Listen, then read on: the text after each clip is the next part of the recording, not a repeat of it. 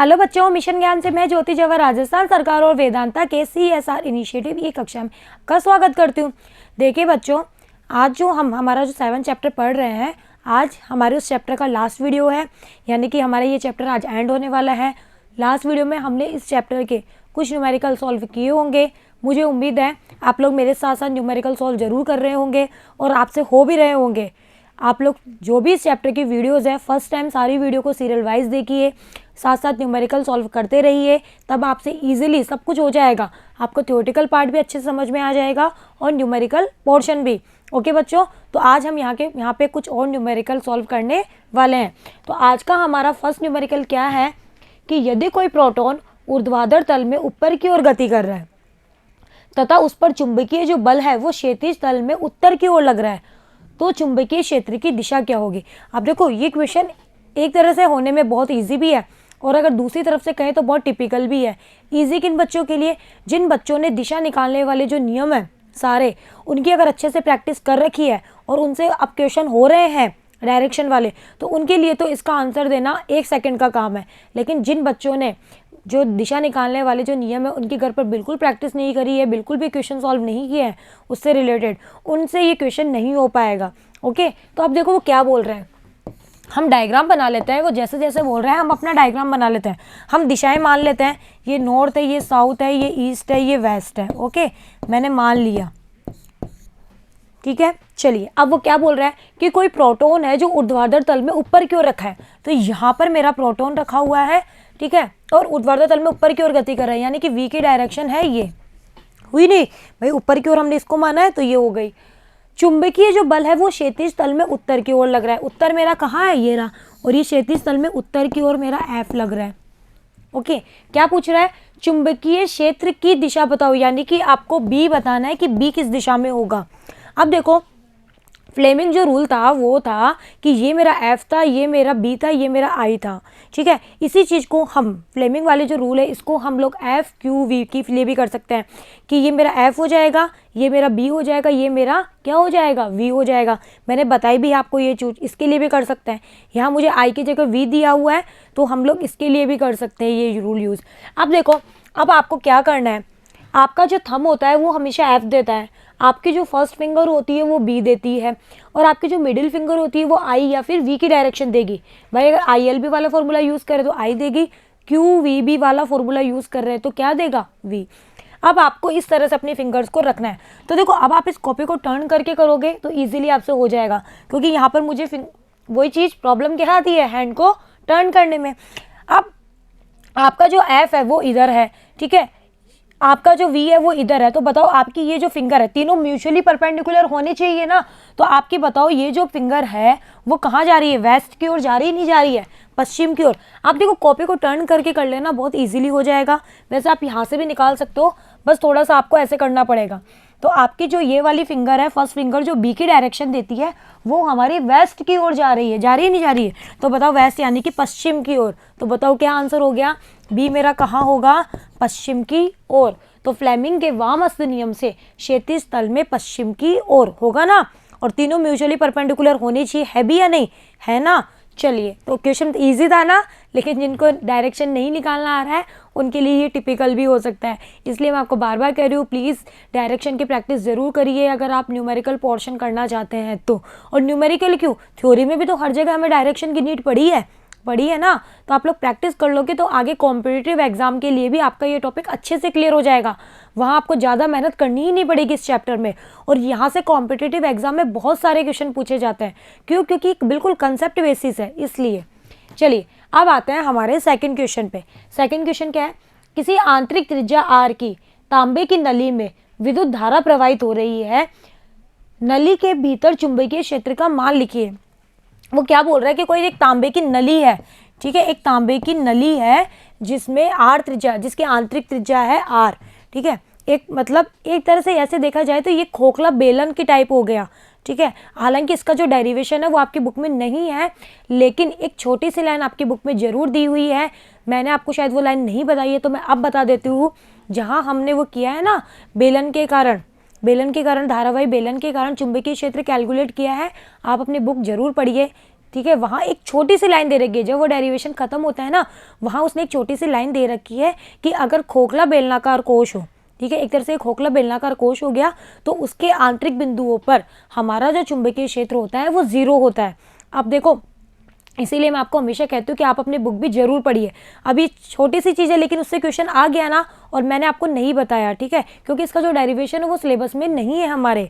Okay बच्चों, तो खोखला जो बेलनाकार पाइप होता है या खोखला जो बेलनाकार कोश होता है, उसके अंदर वाले जो बिंदु होते हैं, अंदर आंतरिक सतह पर जो बिंदु होते हैं, वो वहाँ पर हमारा जो चुंबकीय क्षेत्र होता है वो 0 होता है। क्यों? क्योंकि खोखला बेलनाकार कोश है, ठीक है, खोखला बेलनाकार कोश है, तो इट मीन्स वहाँ अंदर खोखला है, अंदर से, तो वहाँ कोई धारा प्रवाहित होगी क्या?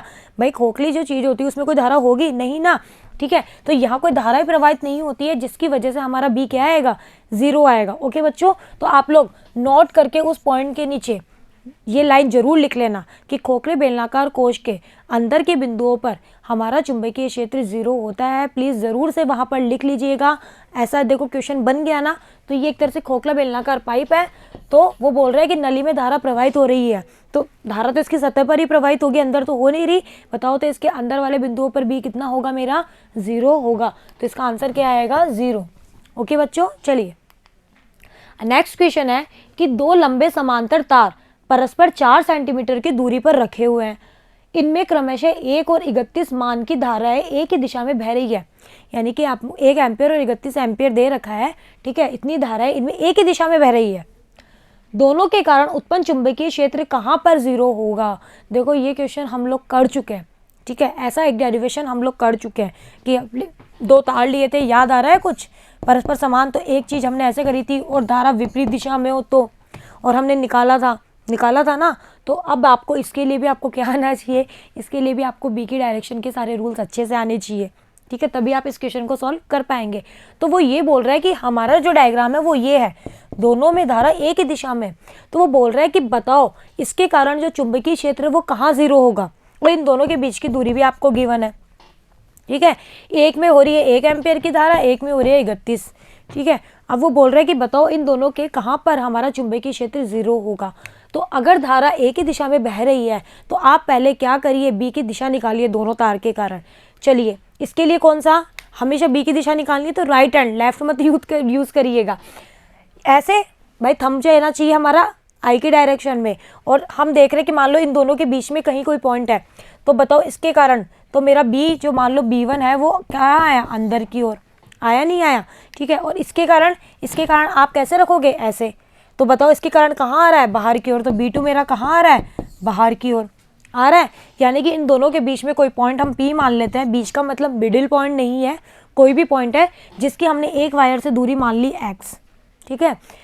उसके यहाँ पर मैंने मान लिया कि मेरा जो B है वो 0 है। अब हम लोग हमारी कंडीशन लगा देंगे, एक के कारण इन आ रहा है, एक के कारण बाहर आ रहा है, इट मीन्स दोनों जो है उनकी जो दिशाएं हैं, इन दोनों वायर के कारण जो भी हमारा मैग्नेटिक फील्ड है उनकी जो दिशाएं हैं वो विपरीत है। हो रही नहीं हो रही भाई? एक तो अंदर की तरफ जा रहा है बोर्ड की, एक जा रहा है बाहर की ओर, हो रही है। तो बताओ हम ऐसे लिख सकते हैं, ये मेरा डायग्राम बन गया, ये मेरा बिंदु P है जिसकी ये वाली दूरी है x, तो बताओ ये दूरी कितनी हो जाएगी? 4 - x। इसके कारण जो B है वो अंदर की ओर, इसके कारण जो B है वो कहाँ आया? इस बिंदु पर, बाहर की ओर। इतना समझ में आ गया? चलिए, दोनों के बीच की दूरी भी आपको गिवन है। माना बिंदु P पर चुंबकीय क्षेत्र 0 है। जब बिंदु P पर चुंबकीय क्षेत्र 0 है, इसका मतलब क्या होगा? बिंदु P पर हमारा चुंबकीय क्षेत्र 0 है, इसका मतलब क्या होगा कि दोनों जो है दिशा में विपरीत होने चाहिए। और हम क्या करेंगे कि मान लीजिए इस तरह से लिख सकते हैं B1 + B2 = 0। लेकिन अब आप देखो इसमें एक चीज़ और है, हमने दाहिने हाथ के नियम से दिशाएं निकाली कि दोनों विपरीत दिशा में है। यानी कि दोनों विपरीत दिशा का मतलब क्या हुआ? B1 = B2। ऐसे भी लिख सकते हो आप, भाई विपरीत दिशा में है तो ऐसे नहीं लिख सकते हो B1 = B2, ऐसे भी तो लिख सकते हो। अब यहाँ से आप कहोगे कि यहाँ से तो ये चीज़ आई नहीं रही, यहाँ से तो B1 = -B2 आ रहा है, तो यहाँ पे हमने अभी तक डायरेक्शन रखी ही नहीं है। -B2 की जगह एक अंदर है तो दूसरा बाहर है, तो दोनों के कारण हमने जब दिशा के साथ में उसको रखा तो इस तरह से आएगा, नहीं आएगा? भाई एक की दिशा अंदर है और दूसरे की दिशा क्या है? बाहर। तो मैं इसको ऐसे भी तो लिख सकती हूँ, या आप लोग चाहे तो इसको ऐसे लिख लीजिए, ये ज़्यादा बेटर है, आप लोग कंफ्यूज नहीं होंगे। ऐसे लिखो इसको, B1 vector + -B2 vector = 0। Okay बच्चों, अब हमारा नेक्स्ट क्वेश्चन है कि दो लंबे समांतर तार दिए हुए हैं जो परस्पर 4 सेंटीमीटर की दूरी पर है, ओके, और इनमें 1 और 31 मान की जो धारा है वो एक ही दिशा में बह रही है। देखो क्वेश्चन को हमेशा बहुत अच्छे से पढ़िए। बहुत बार ऐसा होता है कि हम क्वेश्चन को पढ़ने में ही गलती कर जाते हैं और हमें सब कुछ आते हुए भी हमारा क्वेश्चन गलत हो जाता है, इसलिए क्वेश्चन को 1-2 बार अच्छे से पढ़िए। दोनों के कारण उत्पन्न चुंबकीय क्षेत्र कहाँ पर शून्य होगा। अब वो ये बोल रहा है कि दो तार हैं जिनमें एक ही दिशा में धारा प्रवाहित हो रही है। तो आपको कुछ याद आ रहा है, हमने ऐसा किया था, याद आ रहा है?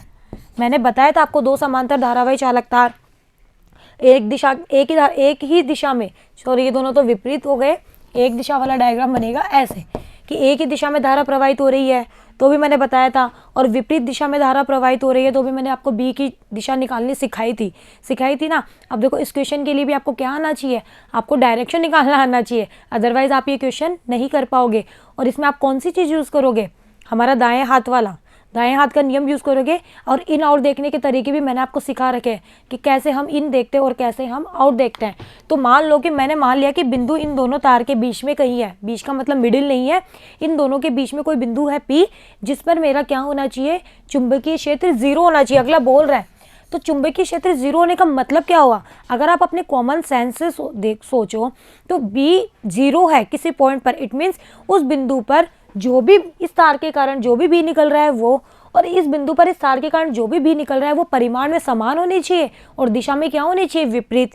भाई परिमाण में तो समान हो और दिशा में विपरीत होंगे तभी तो एक दूसरे को कैंसिल करेंगे ना, तभी तो इस बिंदु पर टोटल जो बी है वो कितना आएगा, 0।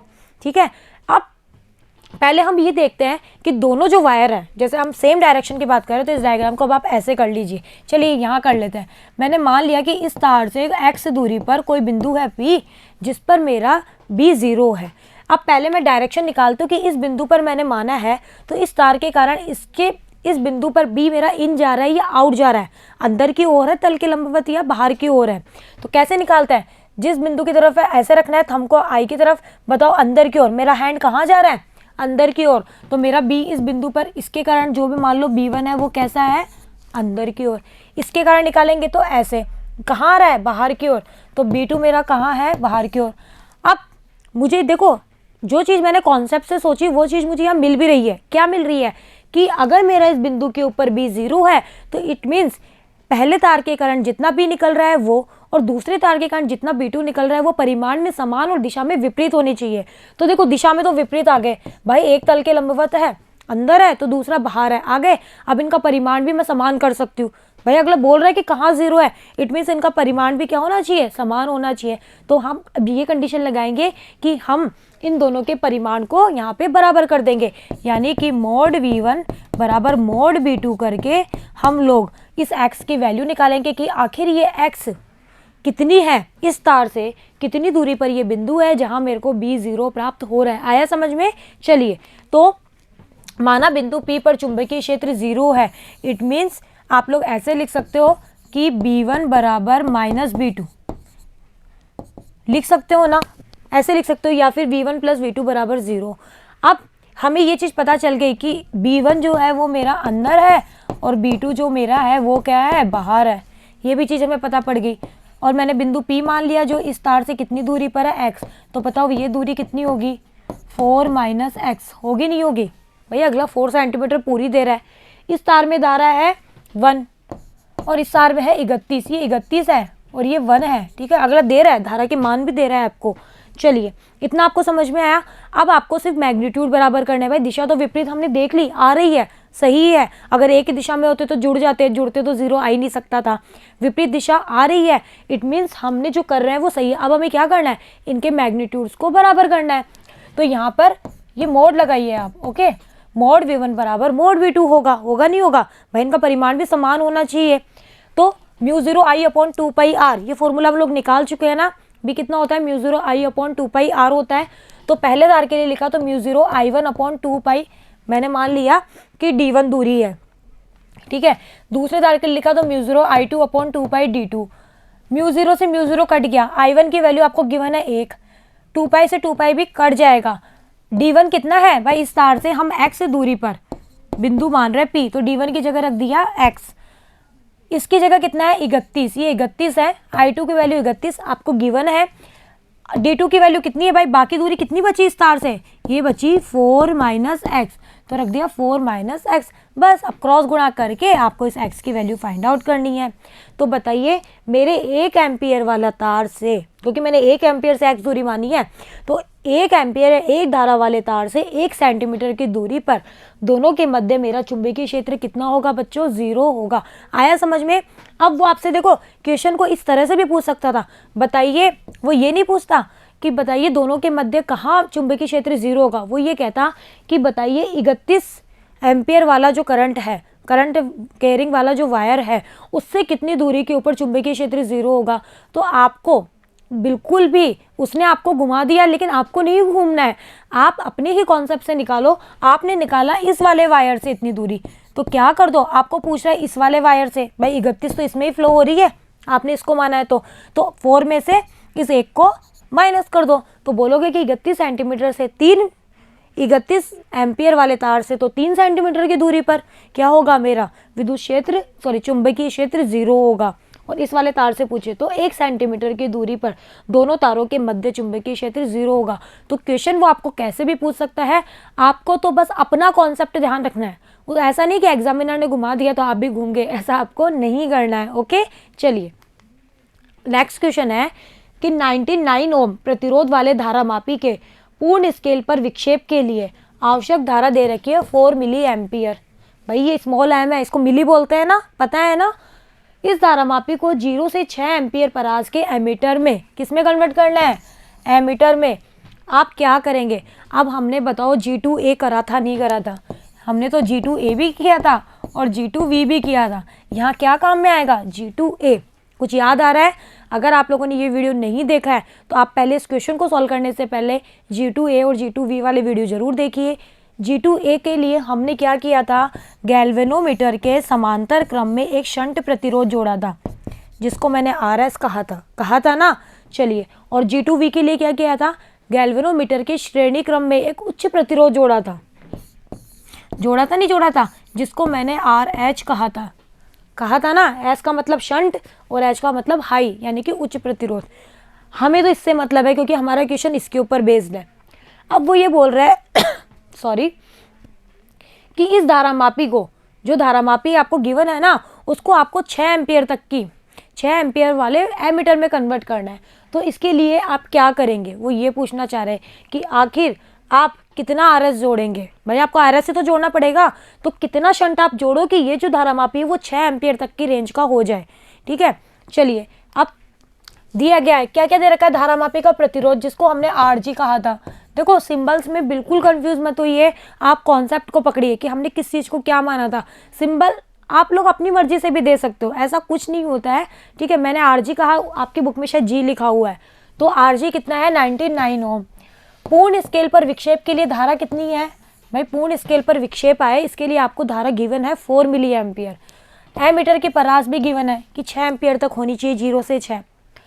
धारामापी को एमीटर में रूपांतरित करने के लिए इसके समांतर क्रम में अल्पमान का प्रतिरोध RS जोड़ते हैं, शंट करते हैं ना हम इसको, और ये अल्प होना चाहिए, इसका प्रतिरोध क्या होना चाहिए, अल्प। अभी अल्प क्यों होना चाहिए ये मैं आपको वीडियो में बहुत डिटेल में समझा चुकी हूँ, तो जिन बच्चों ने वो वीडियो नहीं देखा है आप वो वीडियो देखिए, आपको समझ में आ जाएगा।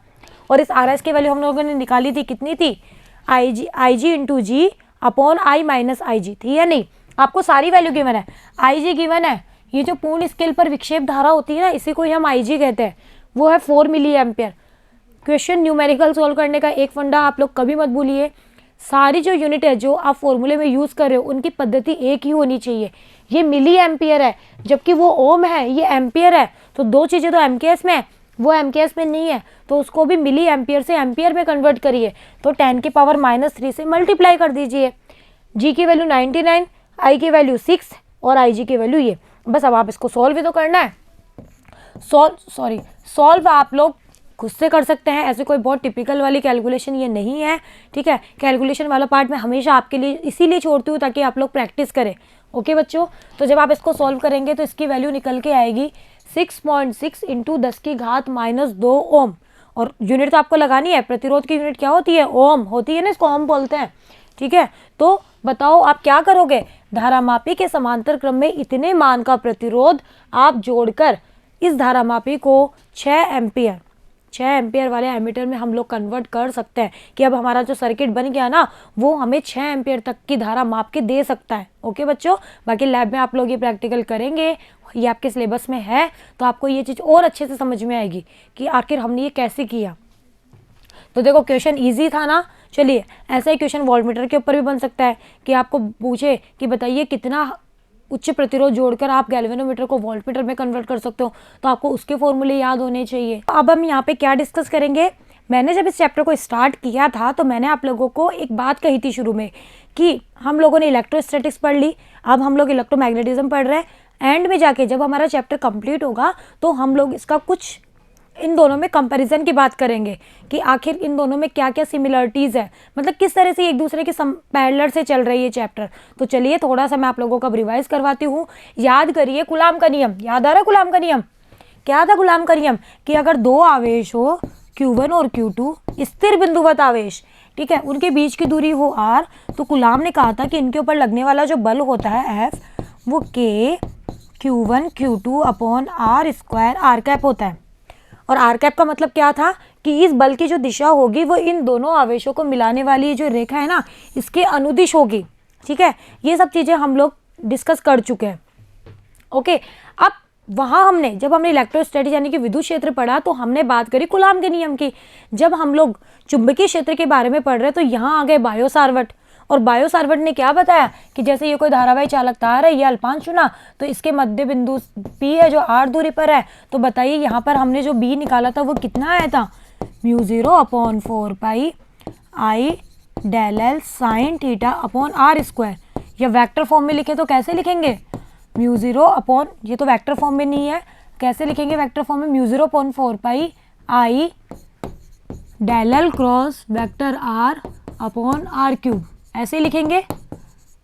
ठीक है, तो यानी कि वहां पर कूलाम के नियम से अगर मैं यहाँ पर कूलाम के नियम से E निकालूं, बिंदुवत आवेश के लिए E निकालूं, तो वो आया था KQ upon r square into r cap, आया था नहीं आया था। और यहाँ पर बायो सावर्ट के नियम से हमने B निकाला ना, कुछ ऐसा आया। ठीक है, एक चीज़ ये हो गई। चलिए ये तो हो गया कूलाम का नियम और बायो सावर्ट का नियम। फिर हमने क्या पढ़ा, फिर हमने यहाँ पर एम्पीयर नियम की बात करी। हमने हमारे चुंबकीय क्षेत्र में एम्पीयर नियम की बात करी। एम्पीयर नियम क्या था, एम्पीयर नियम था कि close integration B dot dl जो था वो μ0 समेशन I था। तो अगर हम विद्युत क्षेत्र में चले तो वहाँ हमने एम्पीयर नियम की जगह क्या पढ़ा, गाउस का नियम पढ़ा नहीं पढ़ा। और गाउस का नियम क्या था, गाउस का नियम था कि इंटीग्रेशन E डॉट dA या जिसे हम फाई भी कहते हैं ना फाई, वो कितना था, summation Q upon epsilon not. ठीक है, यानी कि यहाँ पर गाउसियन पृष्ठ से परिबद्ध कुल आवेश की बात करी तो यहाँ पर एम्पीयर पृष्ठ से परिबद्ध कुल धारा की बात करी ना। ठीक है, यहाँ पर E डॉट डी लिया तो यहाँ पर B डॉट DL लिया। ठीक है, तो ये हुई एक चीज़। फिर हमने और क्या पढ़ा, हमने बल आघूर्ण की बात करी ना, वहाँ हमने द्विध्रुव के लिए बल आघूर्ण निकाला था तो वो आया था टॉर P क्रॉस E। और जब हमने चुंबकीय क्षेत्र में आयताकार कुंडली पर बल आघूर्ण निकाला तो वो मेरा आया M क्रॉस B, आया नहीं आया, यानी कि यहाँ पर तो द्विध्रुव आघूर्ण था तो यहाँ क्या है मेरा चुंबकीय आघूर्ण, वहाँ विद्युत क्षेत्र था तो यहाँ क्या आ गया, चुंबकीय क्षेत्र। ठीक है, तो मतलब इस तरह से हमारी जो चीज़ें हैं ना वो पैरेलल से चल रही है। ठीक है, तो आप लोग ऐसे भी इन चीज़ों को याद रख सकते हो, कंफ्यूज बिल्कुल नहीं होना है। बस विद्युत क्षेत्र है वहाँ चुंबकीय क्षेत्र आ जाएगा, कुछ चीज़ें तो बदल रही है, फॉर्मूले भी बदल रहे हैं, लेकिन फिर भी हमें कुछ एक रिलेशन इनके बीच में दिखाई दे रहा है कि हाँ हमने वहाँ पर कूलाम पढ़ा तो यहाँ बायो सावर्ट आया, वहाँ हमने गाउस पढ़ा तो यहाँ एम्पियर आए, वहाँ हमने टॉर्क के लिए ऐसे पढ़ा तो यहाँ पर इस तरह से पढ़ा।